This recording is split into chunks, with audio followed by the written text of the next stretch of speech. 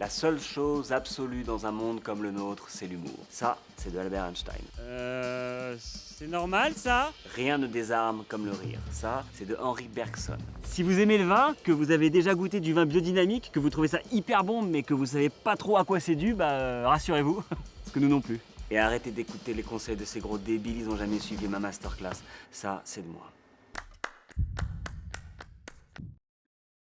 La vie dans l'espace, c'est très beau, c'est très intéressant. On est au-delà des nuages, on imagine la Terre remplie d'humains microscopiques. On a l'impression d'être Dieu, sauf que nous, on existe. Dans cette masterclass filmée, je vais vous apprendre toutes les bases des plus grands humoristes, de Pierre Desproges à Pierre-Jean Chalençon. La biodynamie, c'est une méthode qui refuse le principe d'expérimentation scientifique. En d'autres termes, ça veut dire que nous, on pense que les cycles lunaires et les forces cosmiques ont une influence primordiale sur la croissance des plantes. Et ça, on peut pas le prouver scientifiquement. Et heureusement, sinon ça voudrait dire que c'est faux. Nous sommes partis le 23 avril. Dans la navette, il y avait 2 Américains, un Français et un Japonais. Oui, ça commence comme une mauvaise blague, mais à l'arrivée, on était très content qu'il n'y ait pas de chute. Aujourd'hui, pour lancer un escape game, oui, il faut une thématique originale. Donc, il y en a eu sur les serial killers, les vampires, les pirates.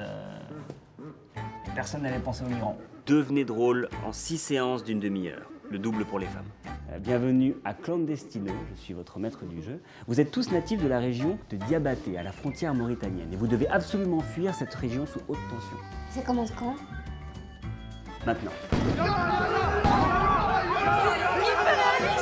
Tu te tailles alors que c'est la nouvelle lune la semaine prochaine? Bah oui, parce qu'on est en semaine fruit et que ce serait hyper débile de pas profiter de Vénus ascendante.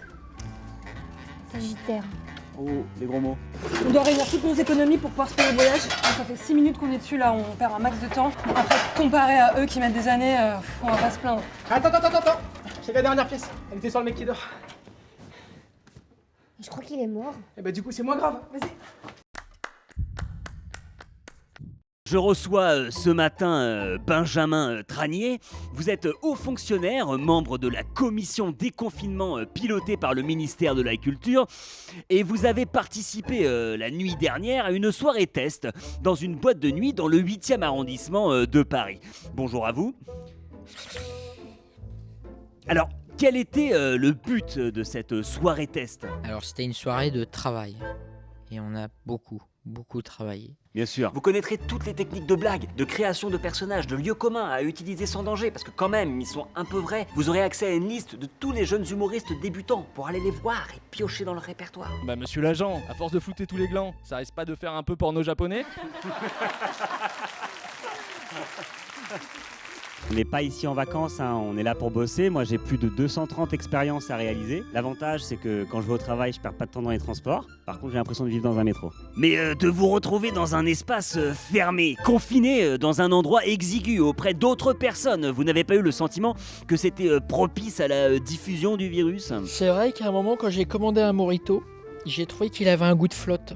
Ah, Au début j'ai cru que je venais d'attraper le Covid, puis en fait non, je me suis souvenu que j'étais juste en boîte. ouais. Donc sur certains points il y a des choses qui évoluent pas. Les gens le savent pas, mais on a une connexion internet ici de 600 mégas par seconde, ce qui est plutôt un bon débit, enfin meilleur que dans la Creuse par exemple. Mais bon, c'est vrai qu'il y a plus de gens qui visitent l'espace. Alors, selon mes tablettes, la prochaine croissance de lune commencera mardi. Météo France dit vendredi. On avait dit pas la science! Le but de cet escape game pour les participants est de rejoindre Paris depuis le Mali. Pour éviter la triche et rendre l'expérience plus immersive, on leur confisque leur téléphone, mais à la différence des autres escape games, là on leur confisque aussi leur passeport. Alors tu vas voir, celui-là il est sympa, il a des notes fruitées, une touche de groseille, et sur la longueur il tire sur la mûre sauvage. Et il sent l'œuf. Oui, après c'est un vin nature. Bon bah finalement on a juste payé 3 millions de francs CFA à un passeur qui s'est jamais pointé, on a juste un Zodiac pourri avec un moteur sans essence. Ça va être fun la Méditerranée. Hein. C'est un vin qui est vivant, qui est nature, qui est sans intrants, qui est sans sulfite, ce qui fait que c'est un vin qui est meilleur que les autres pour la santé. Essaie de viser les pieds des vignes pour le compost. On est une petite équipe de passionnés située en plein centre de Paris, donc voilà. L'escape game est ouvert à tous, sauf aux migrants. Pas parce qu'ils seraient trop forts, mais parce qu'on a peur qu'ils squattent. Or le but d'un escape game, c'est de sortir. Après, c'est sûr que quand on est seul dans l'espace... Y a quelqu'un qui attend quelqu'un? Who's that? I'm gonna check. Non, n'ouvre pas, n'ouvre pas, n'ouvre pas. Bon, ça y est, on est en France, mais là, il reste 3 minutes, faut qu'on fasse l'épreuve la plus difficile. En gros, on doit remplir des demandes de titres de séjour, mais on parle pas la langue, donc c'est super galère. Les cadeaux, balance, bateau, tête de mort, qu'est-ce que ça veut dire? Putain, je sais pas, je suis nulle en administratif. Moi, ça fait 5 ans que j'ai pas de carte vitale. Attendez, j'ai compris. Si on renverse les trucs, là, regardez, si on les met comme ça, à l'envers, Attends, mais oui. comme ça,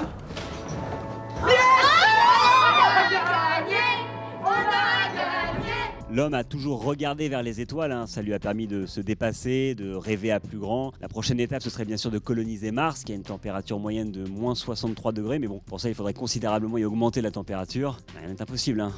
On est bien en train de le faire sur Terre. On finit sur une question d'un auditeur. Ouais, bah moi je suis patron de boîte. Je vous appelle entre 2 livraisons des Deliveroo là. Reconversion.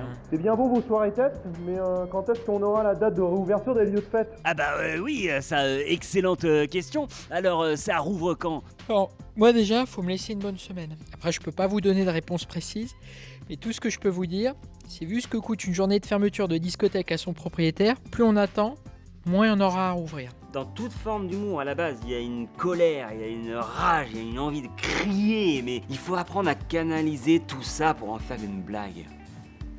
Alors, à vous de choisir. Vous voulez être drôle ou juste un connard? Je suis Bertrand Huskla et voici ma masterclass.